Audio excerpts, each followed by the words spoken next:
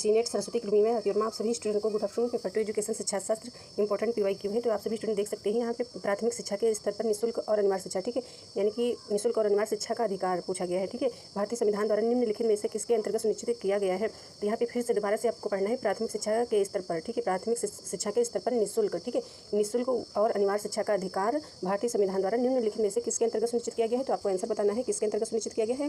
तो यहाँ पे आप देख सकते हैं ये इसमें आपका डी विकल्प सही हो जाएगा। नहीं समझ में आया है तो दोबारा से आप पढ़ लीजिएगा, ठीक है, और समझ में आप सभी स्टूडेंट को आ जाएगा। तो ये आंसर आपका हो जाएगा अनुच्छेद डी, ठीक है, डी विकल्प आपका हो जाएगा अनुच्छेद 21A 2002, ठीक है। याद रखना, ये अपने कॉपी में नोट भी कर लीजिएगा, ये प्रश्न इंपॉर्टेंट है। और ये अनुच्छेद जो लिखा होता है ये इसको आर्टिकल भी कहते हैं, ठीक है। तो आर्टिकल लिखा हो तो आप कन्फ्यूज ना होइएगा, ठीक है। और देखिएगा, और ये डिटेल में यहाँ से भी पढ़ सकते हो, आपको जो पढ़ना हो। 86वें क्या लिखा, 86वें है संविधान संशोधन अधिनियम 2002 ने भारतीय संविधान के अनुच्छेद 21A के अंतर्गत राज्य तथा केंद्र दोनों को प्राथमिक शिक्षा के सभी यानी कि सभी 6 से 14 आयु वर्ग के बच्चों को निःशुल्क और अनिवार्य शिक्षा का प्रावधान सुनिश्चित किया गया है। तो इसको भी आप अपने हिसाब से पढ़ लीजिएगा। मेन पॉइंट यही है, आपको प्रश्न लिख लेना है, ठीक है। और अगला प्रश्न आपका आता है CWSN, ठीक है, CWSN, ये भी आप सभी स्टूडेंट को नहीं आता है CWSN, ठीक है। जब इसके बारे में आपको पता होगा तो आप प्रश्न कर पाएंगे, ठीक है। इसको ये आपका प्रश्न है। तो CWSN, तो ये क्या होता है, ये होता है चिल्ड्रन, ठीक है, चिल्ड्रन विथ स्पेशल नीड, ठीक है, ये याद रखना है आपको। तो ये हो जाएगा चिल्ड्रन, ठीक है, और ये हो जाएगा विथ, और ये हो जाएगा स्पेशल, ये हो जाएगा नीड। तो यानी कि कह सकते हो इसको, यहाँ पे देखिएगा, इसको बोला जाता है कि जो है विशेष आवश्यकता वाले बच्चे, ठीक है, यानी कि ये आपका हिंदी में हो जाएगा। जो हमने आपको इंग्लिश बताई है तो वो आपकी इंग्लिश हो जाएगी चिल्ड्रन विथ स्पेशल नीड, ठीक है। तो विशेष आवश्यकता वाले बच्चे की शिक्षा के लिए SSA में यथा निर्धारित समावेशी शिक्षा की अवधारणा किस पर आधारित है। तो इसमें आपको आंसर बताना है सी वाला, आपका सी आंसर हो जाएगा बहुविकल्पीय प्रतिमान, ठीक है, ये आपका आंसर हो जाएगा। दोबारा से एक्सप्लेन कर दे रही हूँ, अच्छे से समझ लीजिएगा। इसको आपको नोट कर लेना है, इसका फुल फॉर्म नोट कर लेना है, ठीक है, जो हमने आपको बताया है चिल्ड्रन विथ स्पेशल जो है नीड, ठीक है, और ये भी लिख लेना हिंदी में, ठीक है, विशेष आवश्यकता वाले बच्चे। और इसके बाद इसको प्रश्न को पढ़ना SS में जो है था, तो ये आपका हो जाएगा। तो जब आपको ये पता होगा कि ये क्या होता है, ठीक है, विशेष आवश्यकता वाले बच्चे, तो आप प्रश्न का उत्तर दे पाएंगे। जब आप पढ़ेंगे प्रश्नों को, ठीक है, तो दे पाएंगे। जब आपको इसके बारे में पता ही नहीं होगा तो नहीं आंसर दे पाएंगे। C का मतलब नहीं पता होगा, W का, S का, N का, तो नहीं आंसर दे पाएंगे। तो इसलिए इसको समझाना जरूरी था, इसलिए हमने आपको समझा दिया है कि पूछा जाए तो आप परेशान ना हो। और सर्व शिक्षा अभियान, यहाँ से देखिएगा, सर्व शिक्षा अभियान SS, इसको भी फुल फॉर्म आपको लिख लेना है SSA, ठीक है। तो सर्व शिक्षा अभियान इसको बोला जाता है, तो इसको भी आपको लिखना है। सर्व शिक्षा अभियान में इस तथ्य पर बल दिया गया कि विशेष आवश्यकता वाले बच्चों के लिए, यानी कि ये जो विशेष आवश्यकता वाले बच्चों पर जो है ध्यान दिया गया, तो ये जो शिक्षा थी सर्व शिक्षा अभियान इसके अंतर्गत दिया गया, ठीक है, ये आपको याद रखना है इसके, ठीक है। तो विशेष आवश्यकता वाले बच्चों के लिए सभी सामान्य स्कूलों में एकीकृत है, यानी कि आवश्यकता वाले, यानी कि जो विशेष आवश्यकता वाले बच्चे हैं, ठीक है, तो इन सभी के लिए जो है सामान्य स्कूलों में एकीकृत एवं समावेशी शिक्षा प्रदान की जाए। तो सर्व शिक्षा अभियान का मतलब हो गया कि इसके अंतर्गत बताया गया कि जो बच्चे से मतलब हैं तो एकीकृत स्कूल हो, एकीकृत व समावेशी शिक्षा प्रदान की जाए। साथ ही यह विशेष आवश्यकता वाले बच्चों की शिक्षा के लिए बहुविधि और दृष्टिकोणों को जो है कार्य किया जाए, ठीक है। सकल गुणवत्ता प्रबंधन सिद्धांत, तो सकल लिखा हो तो यहाँ पे संपूर्ण भी लिखा हो सकता है। तो संपूर्ण गुणवत्ता प्रबंधन सिद्धांत PDCA का पूरा नाम, ठीक है, ये पूछा गया है। तो इसमें आपको बताना है, जिसमें आपका बी विकल्प सही हो जाएगा, प्लान डू चेक एक्ट हो जाएगा, ठीक है। इसको याद कर लीजिएगा, प्लान डू चेक एक्ट रट लीजिएगा इसको फुल फॉर्म, और इसको भी याद कर लीजिएगा। टोटल क्वालिटी ये जो दिया गया है, ये आपका सिद्धांत जो ये आपका दिया गया है, तो ये टोटल क्वालिटी मैनेजमेंट, इसका भी फुल फॉर्म आप याद कर लीजिएगा। ये जो लिखा हुआ है इंग्लिश में लिखिए, हिंदी सकल गुणवत्ता कह सकते हैं संपूर्ण गुणवत्ता प्रबंधन, तो इसका इंग्लिश भी लिखा हुआ वहाँ पे देख लीजिएगा। ये अगला प्रश्न देखिएगा, निम्नलिखित में से कौन सा पाठ्यक्रम नियोजन का तकनीकी मॉडल नहीं है। तो इसमें पूछा गया तकनीकी मॉडल नहीं है। पाठ्यक्रम नियोजन, पाठ्यक्रम आपने पढ़ा है, नियोजन आपने पढ़ा है, तकनीक भी आपने पढ़ा है, मॉडल भी आपने पढ़ा है। एक एक शब्द हमने आपको पढ़ाया है, अच्छे से समझाने का प्रयास किया है ताकि आपको बेसिक चीज़ें आ जाएँ, ठीक है। जब बेसिक चीज़ें आपको आ जाएंगी तो आपका फ्यूचर बढ़िया होगा, ठीक है, फ्यूचर आपका अच्छा होगा। जब आपका बेसिक चीज़ें, जैसे कि आपने हमने पाठ्यक्रम पढ़ाया, नियोजन पढ़ाया, तकनीक, तो आप इसको मिला करके आपको जान सकते हैं कि ये नहीं है, ठीक है। तो इसमें आपका आंसर कौन सही हो जाएगा, फर्स्ट ही सही हो जाएगा, खुली कक्षा मॉडल, ये आंसर आपका सही हो जाएगा। पाठ्यक्रम नियोजन का तकनीकी मॉडल नहीं है, तो आप जानते हैं ये नहीं है। और जमीनी मॉडल, हिंस मॉडल, टाइलर मॉडल, ये सब आपने पढ़ा है, ठीक है। ये 4 स्तरीय मॉडल है, जो ये क्या टाइलर मॉडल है, ठीक है, 4 स्तर, ठीक है। अगला प्रश्न देखिएगा, अगला प्रश्न है आपका शिक्षण प्रतिरूप, दिख नहीं रहा होगा तो हम पढ़ रहे हैं, आप सुनिएगा। शिक्षण प्रतिरूप और प्रतिपादकों के असत्य युग्म का चयन करना है, कि असत्य युग्म का चयन करना है, गलत जो युग्म दिया गया है, जो गलत आपका इसमें विकल्प दिया गया है, लिखा हुआ है, उसी को हमको चुनना है। तो इसमें हमको चुनना क्या है, तो इसमें हम आंसर ही बताते चलते हैं आपको। तो इसमें आपका B एंड जो है D हो जाएगा, ठीक है। ये जो है असत्य युग्म का चयन करना था, तो ये आपके आंसर सही हो जाएंगे, व्यवहार परिवर्तनकारी प्रतिरूप, ठीक है, कार्ल रोजर से।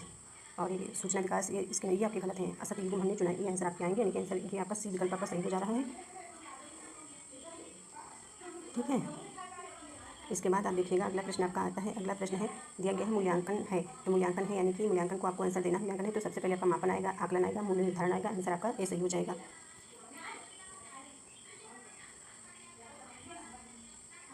बहुत ईजी प्रश्न आपका है ये अगला वाला। अब और अधिक खाली मत बैठो, ठीक है। अब और अधिक खाली मत बैठो, अब और अधिक खाली मत बैठो, जाओ शिक्षा प्राप्त करो तथा वंचितों और पीड़ितों की दुर्दशा समाप्त करो, ठीक है।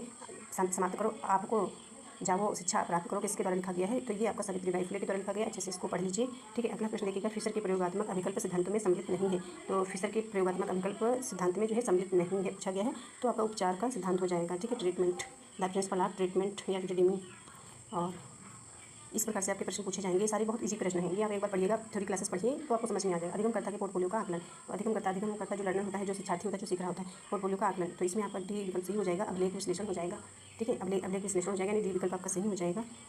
और अगला प्रश्न है, अगले प्रश्न में देखिएगा, थोड़ा जूम कर दें और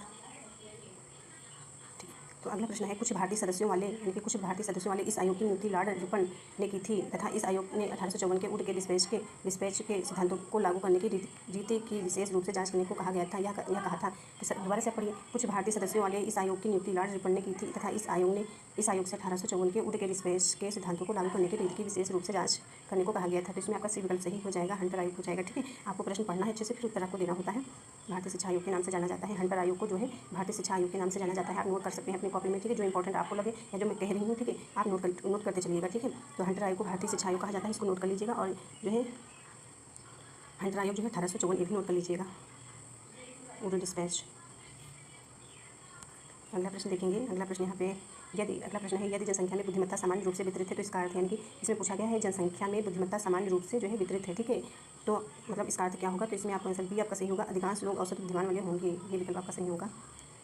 फिर आप अगला प्रश्न देखते हैं, अगले प्रश्न क्या पूछा गया है। अगला प्रश्न है, अच्छे प्रतिदर्श अभिकल्प की विशेषताओं में सम्मिलित है, तो प्रतिदर्श हमने आपको कई बार पढ़ाया सैंपल, ठीक है। अभिकल्प भी पढ़ाया है, डिजाइन, ठीक है, विशेषता आप जानते ही हैं, ठीक है। तो आपको बताना है सम्मिलित है अच्छे प्रतिदर्श, तो आपका बी होगा, डी होगा, ई होगा। तो इसमें आप देख सकते हैं जनसंख्या ये नहीं होगा, ठीक है, ये नहीं है, कट कर दीजिए, काट दीजिए आप इसको। और इसके बाद आप देख सकते हैं कि ये दिया गया है, लघु प्रतिदर्शन त्रुटि हो जाएगा और प्रतिदर्श का पर्याप्त आकार हो जाएगा। ये प्रश्न आप कर चुके हैं, बार ना करिए, ये भी कर चुके हैं, ये 12 से हैं सारे, बहुत सारे प्रश्न। यहाँ पे अपना ये सूची का प्रश्न आपका दिया मिलान करने का, ठीक है। तो यहाँ पे आप देख सकेंगे मॉडल, ठीक है, वैज्ञानिक प्रतिरूप और एक गैर निर्देशात्मक प्रतिरूप, एक रचनात्मक प्रतिरूप दिया गया है। सी ये सूचना विकास पथ में, तो गैर निर्देशात्मक आप जानते हैं, ठीक है, इसको आपको ऐसे ही पता है, कार्ल रोजर्स, ठीक है। कार्ल रोजर्स से आपने मिलान कर दिया, तो आपका आंसर बी को आपको आपने मिलान करा है प्रथम से, ठीक है। यहाँ पे देख सकते हैं, ये आपका प्रथम से, आप सॉरी यहाँ से सही से मिलान कर दिए हैं।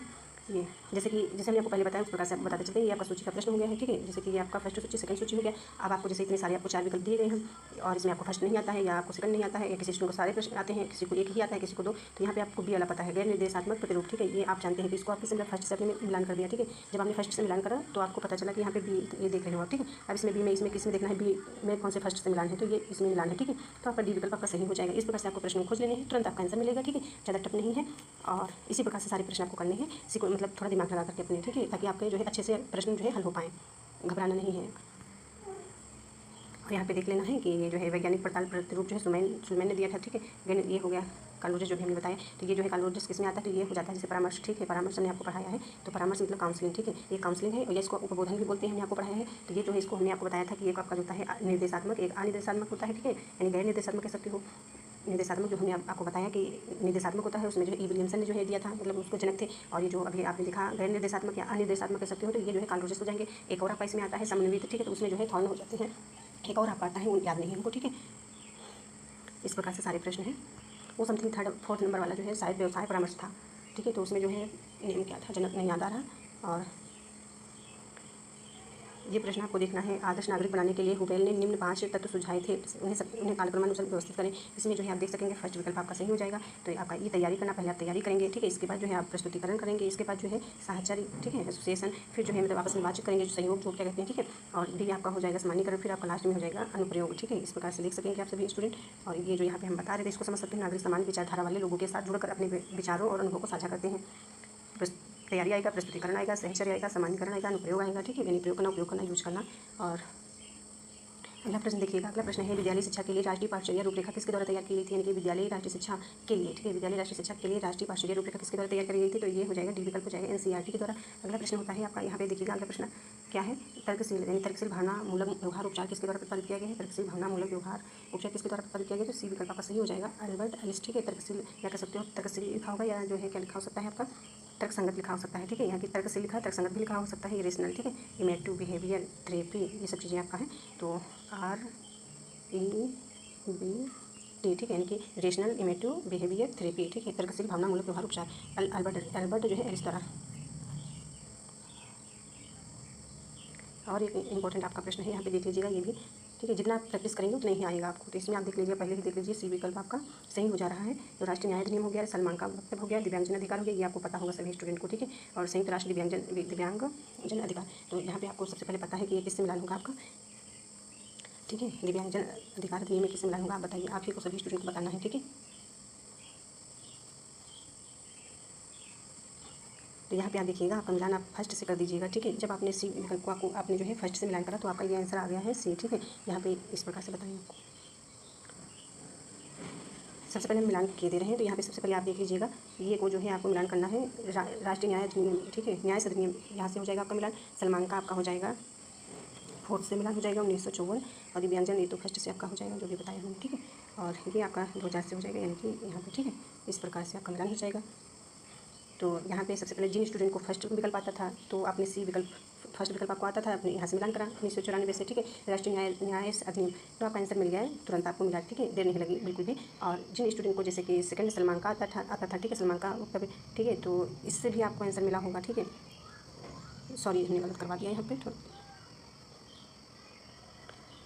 ये आपने जो है थर्ड से मिलान करा था, सॉरी, ठीक है, ये यहाँ से, और सलमान का को आपको यहाँ से मिलान है, ठीक है, हमने पढ़ा उसमें दिया आपको। और इसके बाद जो है आपका सी, आपने जो है ये क्या कहते हैं सी, इस घर से मिलान कर लीजिए आप फर्स्ट को, ठीक है। फिर आपने इसको यहाँ से मिलान कर लीजिए, ठीक है। इस प्रकार से आप देख सकेंगे। तो जिन स्टूडेंट को पहला विकल्प आता था, ठीक है, तो आपने जो है थर्ड से मिलान करा तो भी आपका आंसर आ गया, ठीक है, इसमें।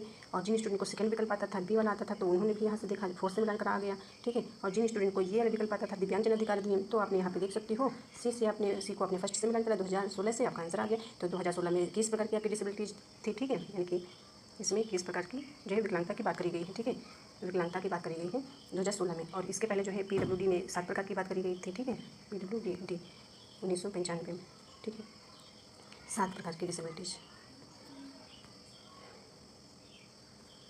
यहाँ पे आप नोट कर लीजिएगा अपनी कॉपी में सभी लोग, और ये आपको रट लेना है कि इस प्रकार के भी हमने डिसेबिलिटीज़ बताई है, विकलांगता, ठीक है। और सलमान का भी आप याद कर लीजिएगा 1994, ये एक प्रकार का दस्तावेज होता है, और डिटेल में पढ़ लेना, हमने पढ़ाया है। और ये प्रश्न आपका हो गया लास्ट समथिंग है, अधिगम का मूल्यांकन जो है आपका फर्स्ट विकल्प सही हो जाएगा, फर्स्ट ही आपका जो है आंसर सही हो जाएगा। अधिगम लक्ष्यों की योजना बनाने में प्रयुक्त होता है। इस प्रकार के आपको इजी प्रश्न है, ये आप गलत नहीं करिएगा, अच्छे से इसको कवर करिएगा सारे प्रश्न आप सभी स्टूडेंट। और यहाँ पे देखिएगा समकालिक संचार के निम्नलिखित उदाहरण है, ठीक है, यानी कि समकालिक, यानी कि हमने इसको भी आपको पढ़ाया अच्छे से, थ्योरी क्लास भी पढ़ाया है, प्रश्न उत्तर जो हमने करवाए हैं उसमें भी करवाए हैं। तो समकालिक संचार जो है, इसको जो है समकालिक संचार को जो है सिंक्रोनस भी बोलते हैं, और जो है क्या कहते हैं तुल्यकालिक भी बोलते हैं, कि समकालिक संचार हो गया और सिंक्रोनस हो गया, या जो है तुल्यकालिक कह सकते हो। तो इसमें आपका आंसर कौन सा हो जाएगा, इसमें हो जाएगा आपका आंसर बी हो जाएगा, सी हो जाएगा एंड ई हो जाएगा। तो यहाँ पे देख सकते हैं ये समकालिक हो गया, ठीक है, ये भी आपका समकालिक हो गया। वीडियो कॉन्फ्रेंसिंग हो गया, ऑडियो कॉन्फ्रेंसिंग हो गया, ठीक है, और आभासी कक्षा कक्ष हो गया, ये आपका हो गया। यानी कि इसमें जो है मतलब टीचर और छात्र मौजूद होते हैं, ठीक है, पढ़ाई जो करते हैं, जो लर्निंग प्रोसेस होता है, जैसे स्कूल हो जाएगा उसमें, ठीक है, इसके अंतर्गत आएगा। तो समकालिक शिक्षा हो जाती है, ठीक है, जैसे कि आप रियल टाइम में आप बातें कर रहे हो, लर्निंग प्रोसेस आपका हो या बातें कर रहे हैं, यानी कि प्रत्यक्ष रूप से, ठीक है, उसमें जो है कोई समय निर्धारित नहीं होता है, असमकालिक, ठीक है, एक असमकालिक होता है, उसे अतुल्यकालिक बोलते हैं या असिंक्रोनस बोलते हैं, ठीक है। ये भी प्रश्न आप देख लीजिए एक नज़र में। ये आपका प्रश्न ये सामाजिक समूहों और स्थितियों का उनके वास्तविक जीवन संदर्भों में चित्रण और व्याख्या है। तो यहाँ पे वास्तविक जीवन संदर्भों में चित्रण और व्याख्या, ठीक है। तो ये आपका बी विकल्प सही हो जाएगा, इथनोग्राफी हो जाएगा, ठीक है, एथनोग्राफी हो जाएगा इसमें आंसर आपका। थैंक यू, मिलते हैं अगले क्लास में। इतना ही आज की क्लास में।